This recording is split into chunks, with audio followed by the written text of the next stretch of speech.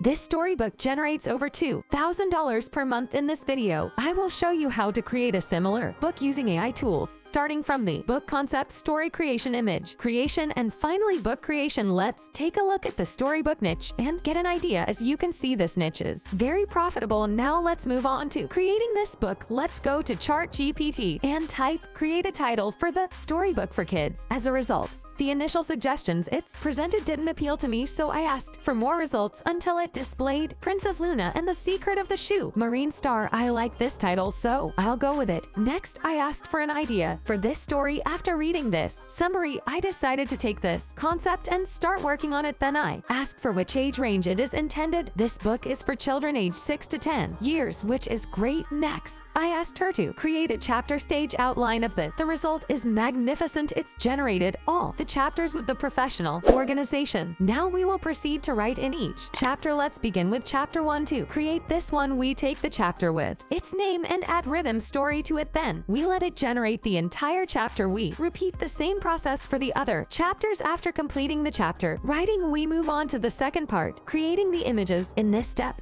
we will use Leonardo AI. I won't go into the details of creating a new account to save your time. You can search on YouTube for videos on how to create an account on Leonardo AI.